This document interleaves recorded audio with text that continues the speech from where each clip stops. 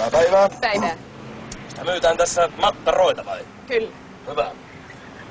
Ja teidän nimi oli Andersson. Andersson. Stemma myy makkaroita ja Andersson. Sitä ollaan naishenkilö. Kyllä. Sekin puree, on tietoni oikeat. Tämä kioski sijaitsee Takmarikatu ja Telönkaton kulmassa, eikö niin? Kyllä. Tämä osoitepuolikin on sitten paikallaan. Ja sitten asiaan terveystarkastajapäivää. Tässä olisi sellainen pieni koje. Täytyisi ensin saada tietää, että mitä näissä pöntöissä on. Tässä on nakkeja. Nakkeja. Tässä on ryynimakkaroita. Ryynimakkaroita, juu. Minäpä maistan nyt yhteen kutakin.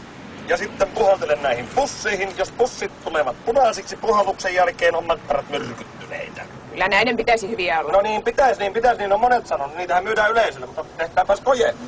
No.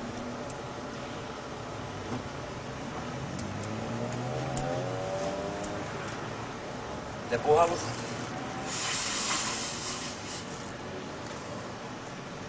Onneksi olkoon, ei muuta väriä, ei muuta. Pikkasen on, taitaa olla aurinko kiloa tuo punaisuus. Kyllä nakkipuoli on ainakin kunnossa, sitten katsotaan sitä ryynimakkarita. No, kiitos.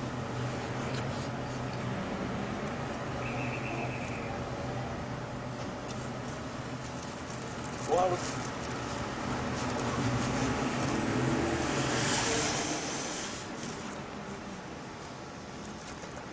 No on siinä pikkasen, mutta se on niin vähän. Kyllä tämä kunnossa on. Onneksi olkoon, selvisitte justiin linnanreissusta.